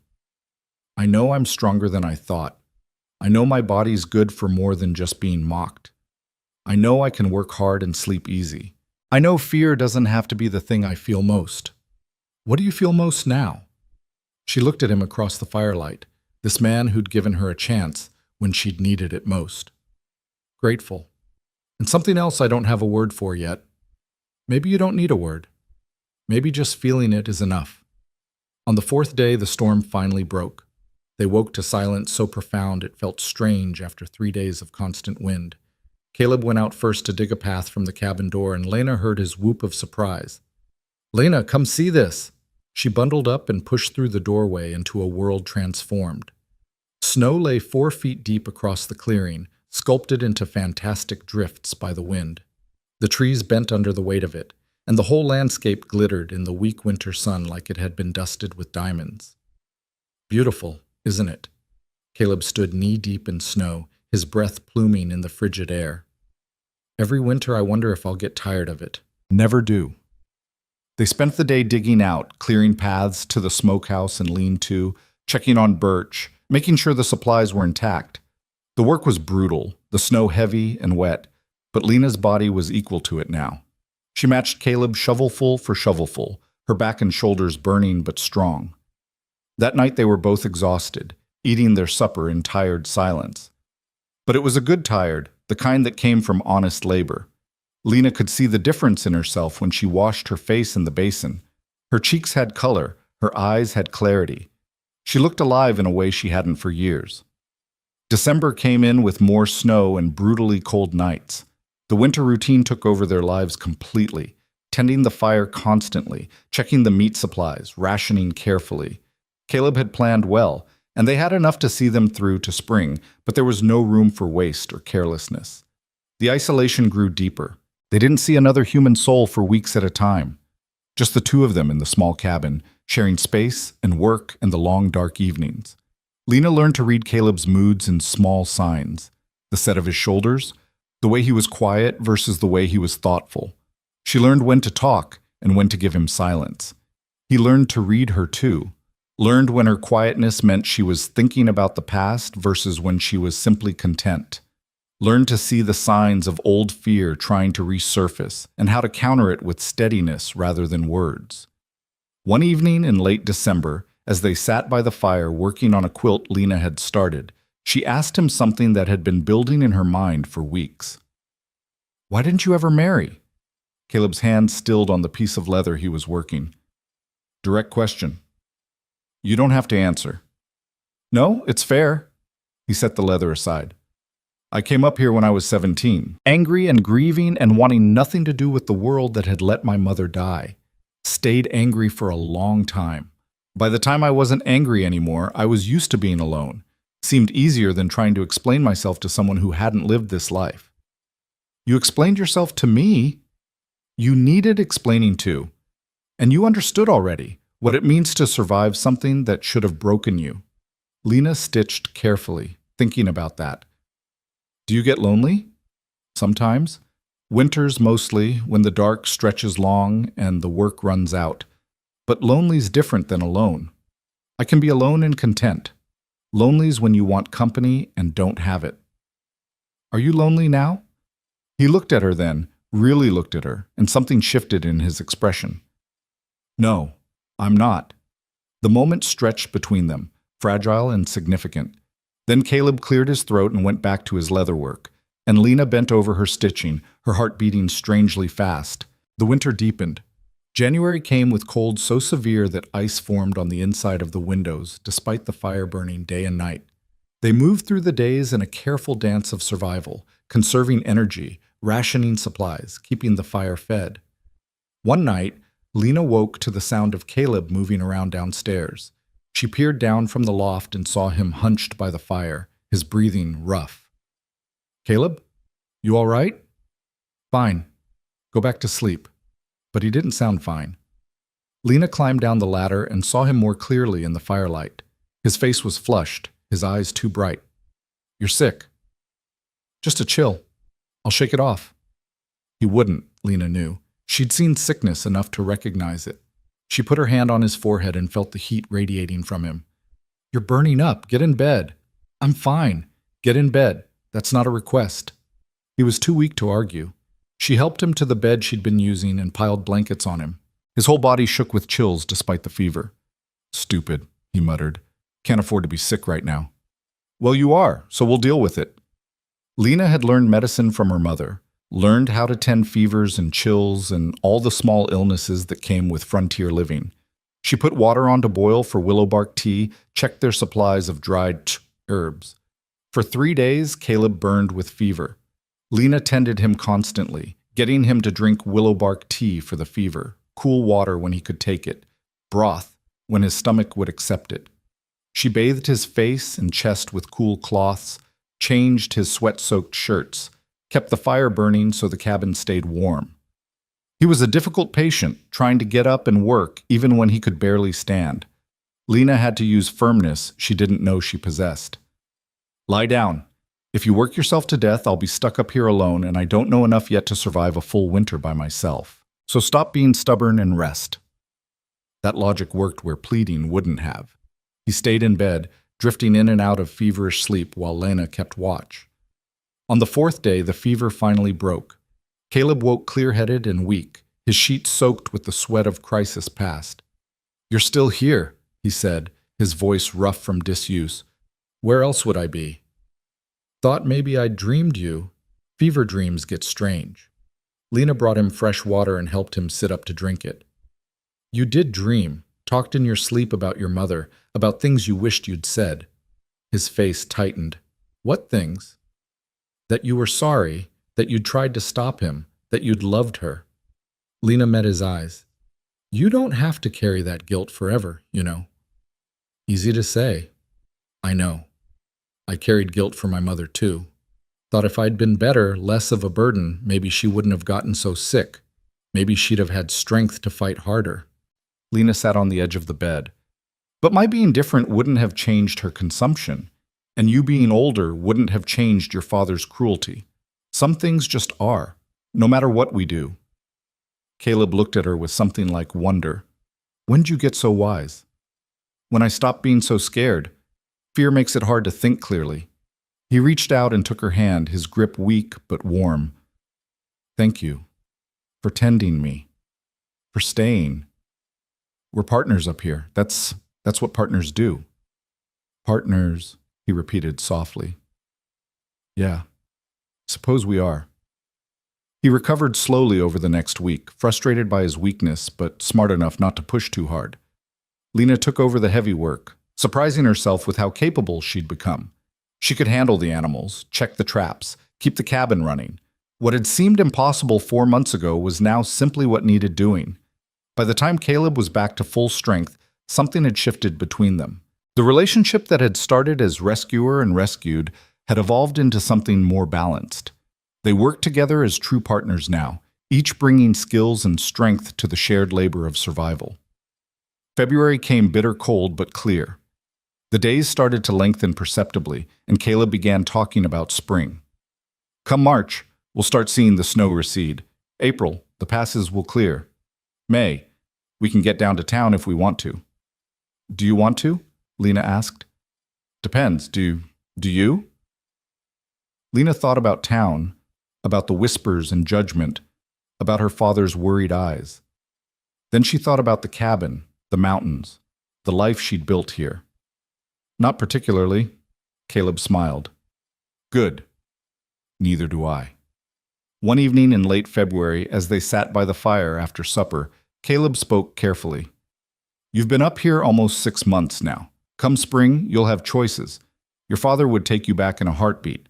Or you could find work in town, respectable work. Mrs. Chen's always looking for help at the boarding house. Lena's hand stilled on the sock she was darning. Why are you telling me this? Because I want you to know you're not trapped here. You came up here because you needed refuge, but you've grown stronger, strong enough to have options. What if I don't want options? What if I want to stay? Caleb's voice was quiet. Then you can stay. But I need you to choose it freely. Not because you're afraid of what's down there, but because you want what's up here. Lena set down her mending and looked at him across the firelight. I choose this. I choose the work and the mountains and the life we've built. I choose you as a partner. Is that clear enough? It's clear. Something in his expression eased. Just needed to hear you say it. Well, I'm saying it. I'm not going anywhere. The fire crackled between them, and outside the wind sang through the pines. Inside the small cabin, 2 people who'd found each other in pain and built something new in survival sat together in comfortable silence. March brought the first signs of spring. Snow began to recede from the south-facing slopes. The creek ran higher and louder with melt. Birds returned, filling the mornings with sound. And one afternoon, Caleb came back from checking the trapline with a visitor. Gus turned out to be a grizzled man of indeterminate age, weathered by decades in the mountains, with a beard down to his chest and eyes that held both humor and hardness. So this is the girl everyone's talking about, he said, studying Lena with frank curiosity. Town's been buzzing like a kicked hornet's nest. Caleb Rowan living with a young woman in sin. Scandalous. We're not living in sin, Lena said firmly. We're working together. I believe you, but town folks got limited imaginations. Gus accepted the coffee Caleb offered him and settled in like he planned to stay a while. Come spring, you'll have circuit preacher coming through. Mark my words, someone will suggest you two need marrying to make it proper. Caleb frowned. What we do is nobody's business but ours. True enough. But propriety matters to some folks. Matters enough they'll make trouble over it. Gus looked between them shrewdly. Of course, if you did marry, it'd solve a lot of problems. Make the arrangement legal. Give the girl your name and protection. Stop the wagging tongues. Marriage is more than just a solution to gossip, Lena said. Also true, but sometimes practical and right coincide. Gus finished his coffee and stood. Just something to think on. Me, I don't care what you do. But I've seen how people treat women they think are fallen. Might be worth considering your options. After he left, Caleb and Lena sat in awkward silence. He's not wrong, Caleb said finally, about how people will treat you. Already saw some of it when we were in town. I don't care what people think. You say that now, but if you want to ever live any kind of normal life, reputation matters. Lena turned to face him. Is he right about the other part too? Would marriage solve problems? Practical problems, yes. Legal protection, shared property, legitimacy. But Gus is wrong about one thing. Marriage should be more than practical. Caleb met her eyes. Should be a choice made for the right reasons. What would be the right reasons? The question hung in the air between them, heavy with implication. Caleb was quiet for a long time, his face unreadable in the fading light. Respect, he said finally. Partnership. Genuine care for each other's well-being. Building something together that neither could build alone. He paused. Maybe even love, though that's rarer than people pretend. We have the first three, Lena said softly. We do. And the fourth? Caleb looked at her with an expression she couldn't quite name. I think the fourth grows from the others, given time, given trust. Lena's heart was beating very fast. How much time? However much it needs. He stood and moved to the door, looking out at the last light fading from the mountains. I'm not going to rush you into anything, Lena. You've had enough of people making choices for you. This needs to be yours. And if I choose yes. He turned back to her, and in his eyes she saw everything he wasn't saying. Hope and fear and a careful, growing affection that matched what was building in her own chest. Then we'll figure it out. Together. Spring arrived in earnest the first week of April. The snow retreated rapidly, exposing muddy earth and the first brave shoots of green. The creek swelled to a roar with meltwater, and the air filled with the smell of wet earth and growing things. Lena worked alongside Caleb preparing for the warmer months, clearing the winter's accumulated debris, checking the cabin roof for damage, beginning to turn the soil for a kitchen garden. They hadn't spoken again about marriage since Gus's visit, but the conversation hung between them like morning mist, present even when unacknowledged. Lena caught Caleb watching her sometimes with an expression she was learning to recognize. Careful consideration, like he was trying to solve a problem that mattered deeply. And she knew her own face probably showed the same thing when she looked at him. The truth was complicated. She cared for him, respected him, trusted him in ways she'd never trusted anyone. But she'd also spent 2 years in a household where marriage meant ownership and cruelty, where a man's legal right to his wife had protected Margaret's abuse as much as it had bound her father to silence. The word itself carried weight she was still learning to separate from her experience of it. One morning in mid-April, Caleb announced they'd be making another trip to town. We're low on supplies we can't make or grow ourselves. Salt, sugar, coffee, and I need to see about selling the winter's furs while prices are still decent. Lena's stomach tightened. When? Tomorrow. Passes are clear enough now, and the weather's holding. He glanced at her. You don't have to come if you don't want to. I can handle the trading myself. No, I'll come.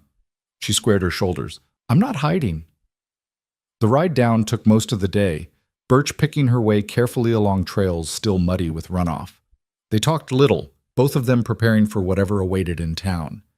When they finally emerged from the tree line and saw the settlement spread below them, Lena felt her jaw tighten. Whatever happens, Caleb said quietly, whatever people say, remember you've got nothing to be ashamed of. You worked hard this winter, survived, grew strong. That's what matters. And if they don't see it that way, then that's their failure of imagination, not your failure of character. They rode into town just before sunset.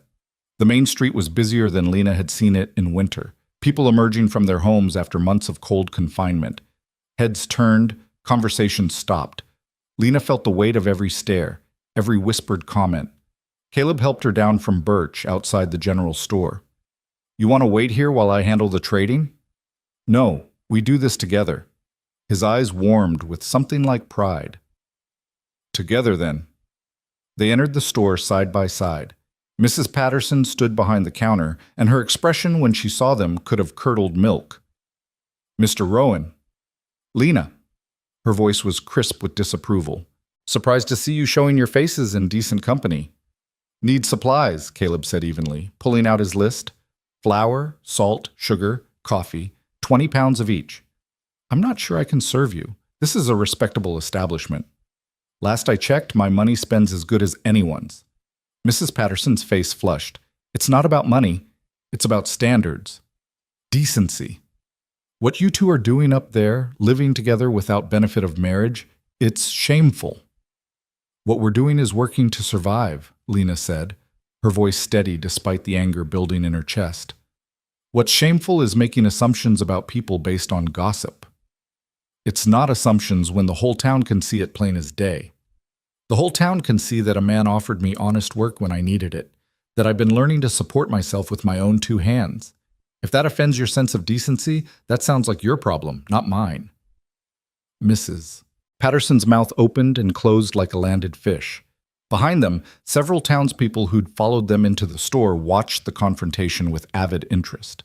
Caleb set coins on the counter with deliberate precision. The supplies, Mrs. Patterson. Unless you're refusing to do business, which I'm sure the town council would find interesting given how much you complain about merchants who won't serve you. The threat was subtle but effective. Mrs. Patterson jerked into motion, gathering the requested items with sharp, angry movements. When she set them on the counter, Caleb collected them without another word, and they walked out into the evening air. "Well," Lena said once they were outside. "That went well." Caleb's mouth twitched. "You stood up for yourself. I'd call that progress." They were loading the supplies onto Birch when a familiar voice called out, "Lena?" Thomas emerged from the freight office and hurried toward them. He looked older than he had in November, more gray in his hair, deeper lines around his eyes, but his face lit up when he saw his daughter. "Papa." Lena found herself pulled into his embrace, breathing in the familiar scent of tobacco and leather. "Let me look at you." Thomas held her at arm's length, studying her face. "You look good, healthy, stronger than I've ever seen you." "I am stronger. I can see that." His eyes moved to Caleb. "You've been taking good care of her." "She takes care of herself. I just provide the opportunity." Thomas nodded slowly, some tension easing from his shoulders. "I've been worried, all winter thinking about you up there in the cold, but I can see I didn't need to be." "I'm fine, Papa. Better than fine. Come have supper with me, both of you.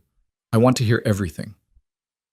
They followed Thomas to the small house he'd rented after selling the old place. Couldn't stay there, he'd told them, not with all those memories. The new house was plain but clean, and Thomas cooked for them himself, simple fare, but made with care. Over the meal, Lena told him about the winter, about learning to work leather and read weather and survive in isolation. She spoke about the peace she'd found in hard work, the way her body had grown strong, the confidence that came from mastering new skills. Thomas listened with an expression that shifted between pride and pain. "I failed you," he said when she finished. "Let Margaret hurt you because I was too wrapped up in my own grief to see what was happening in my own house." "You made a mistake," Lena said gently. "People do. But you believed me when it mattered. You chose right when you had the chance. Doesn't feel like enough." "It has to be enough. We can't change the past. Only move forward from here." Thomas looked at Caleb. "And moving forward looks like what exactly? Her staying up on that mountain with you indefinitely?" The question wasn't hostile, just practical. A father trying to understand his daughter's future. "That's up to Lena," Caleb said. "I've told her she's free to make her own choices. Stay or go. Whatever she decides, I'll support it." "And if she stays? What then? She can't spend her whole life up there unmarried to you. People talk, Lena. They're already talking, calling you a fallen woman." "Let them talk," Lena said. "You say that now, but reputations matter. They affect what opportunities you'll have, who'll hire you, how you'll be treated." Thomas's voice was heavy with concern.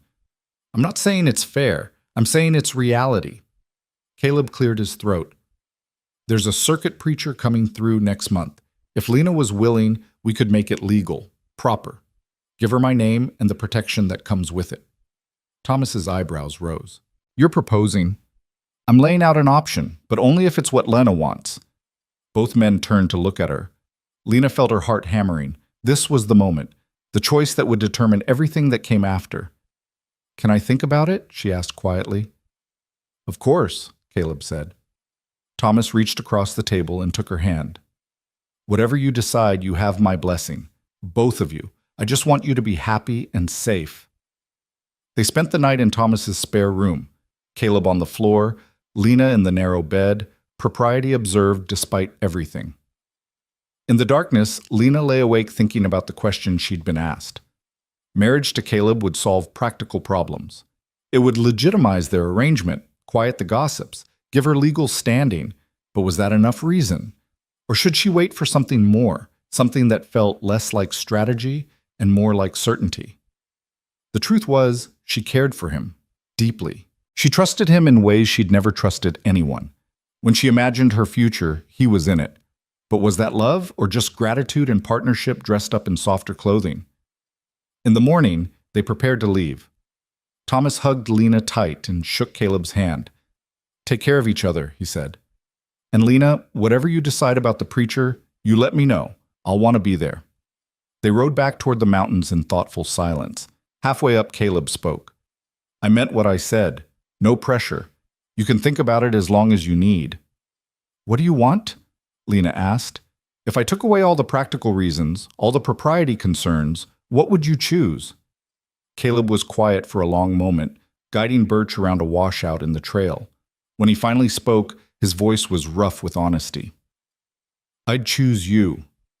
Not because of what people say or what makes sense strategically, but because this winter was the first time in 15 years I didn't feel alone. Because you see me as I am and don't flinch. Because when I think about next winter and the one after that, I want you there." Lena's throat tightened. "That sounds like love." "Maybe it is. I'm not practiced at naming it. But if love means wanting someone's happiness as much as your own, wanting to build a life together, wanting to wake up and see their face every morning, then yes. I love you." The words hung in the mountain air, simple and true.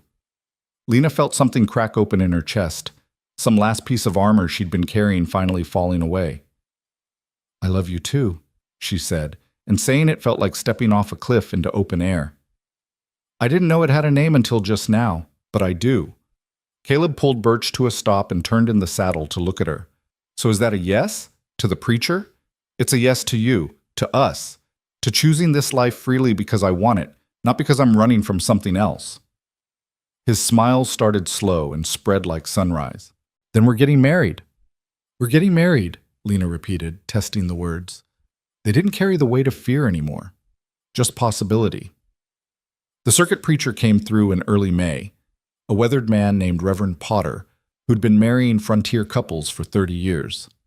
Thomas rode up to the cabin the day before, bringing with him a simple dress he'd commissioned from Mrs. Chen, pale blue calico, the color of mountain sky. "Your mother would have wanted you to have something special," he said, his voice thick. "It's not fancy, but it's yours." Lena held the dress against herself and felt tears prick her eyes. "It's perfect, Papa." The wedding took place outside the cabin on a morning so clear and bright it hurt to look at the sky. Gus stood as witness, along with Thomas and 2 other trappers who'd come down from higher elevations when they heard Caleb Rowan was finally taking a wife. Reverend Potter kept the ceremony short and practical, fitting for people who lived by necessity rather than sentiment. But when Caleb took Lena's hands in his and spoke his vows, there was nothing practical about the emotion in his voice. "I promise to treat you as an equal partner, to never raise my hand or my voice in anger, to share the work and the hardship and whatever joy we can build together, to see you as you are and value what I see." Lena's own vows came from somewhere deep and certain. "I promise to be strong when you're weak and let you be strong when I am. To work beside you and trust you and build a life that's ours, not something either of us had to settle for. To choose you every day, freely and gladly." The Reverend pronounced them married, and Caleb kissed her softly while the small gathering cheered. Thomas wept openly, not from sadness, but from relief. His daughter had found safety and love in the most unlikely place. They celebrated with a simple meal outside the cabin, sharing venison and biscuits and the last of Thomas's good whiskey. Stories were told, toasts were made, and as the sun began to set behind the western peaks, the guests departed, leaving Caleb and Lena alone. "So," Caleb said as they cleaned up the remnants of the celebration, "how does it feel to be Mrs. Rowan?" Lena considered the question. "Different than I expected. Lighter." "Lighter how?" "I spent so long thinking marriage meant being owned, but this feels like the opposite, like we're both more free because we chose each other." That's exactly what it should feel like. They worked together until the clearing was tidy, then sat by the fire as night settled over the mountains. Lena wore her new name like the blue calico dress, a little unfamiliar still, but hers in a way that mattered. Summer unfolded in hard work and growing companionship. They built a larger garden, adding rows of vegetables that would see them through the next winter. Caleb taught Lena to shoot, patiently correcting her stance until she could reliably hit what she aimed at. She taught him songs her mother had sung, filling the cabin with music it had never known. In August, Caleb surprised her by presenting a small leather-bound journal. For writing down what you're learning, and maybe what you're thinking and feeling. Words have power, especially when you write them down yourself. Lena began keeping a record of their life, the practical details of weather and work, but also her own transformation.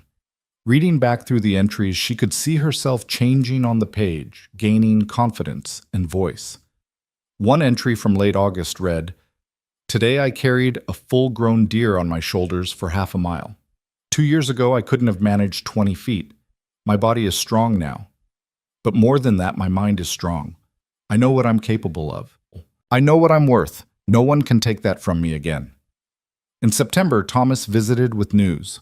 Margaret had been found living in Denver under a different name, had remarried, and was already making her new husband's life miserable. The news should have brought Lena satisfaction, but instead she felt only a distant pity. "She's trapped in her own cruelty," Lena told Caleb that evening. "Probably always will be. I used to hate her. Now I just feel sorry for her." "That's mercy," Caleb said. "Takes a strong person to find mercy for someone who hurt them. Or maybe I'm just too happy to waste energy on hate." He smiled and pulled her close. "Either way, it suits you."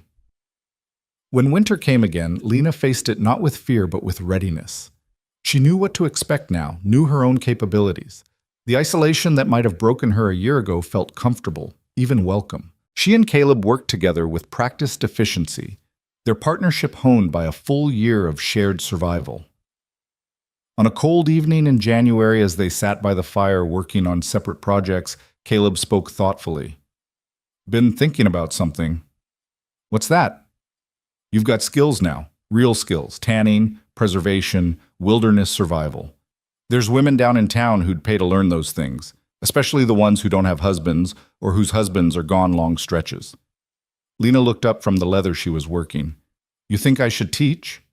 "I think you could if you wanted to. Come spring, we could build a small workshop, take on apprentices for a season, share what you know." The idea settled in Lena's mind and took root. Teaching other women to be self-sufficient, to have skills that could save their lives or provide income. It felt right somehow, like taking the hard lessons she'd learned and turning them into something useful for others. "I'd like that," she said. "I'd like that very much."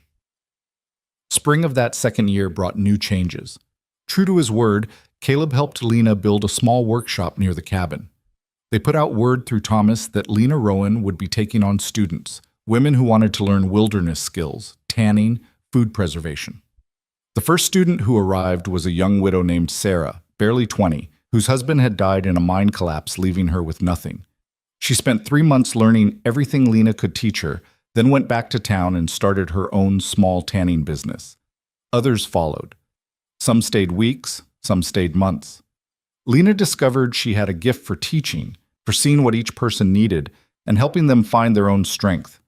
The women who came to the mountain left transformed, carrying skills and confidence they'd never had before. One evening in late summer, after the last student of the season had departed, Caleb and Lena sat outside watching the sunset paint the peaks in shades of gold and crimson.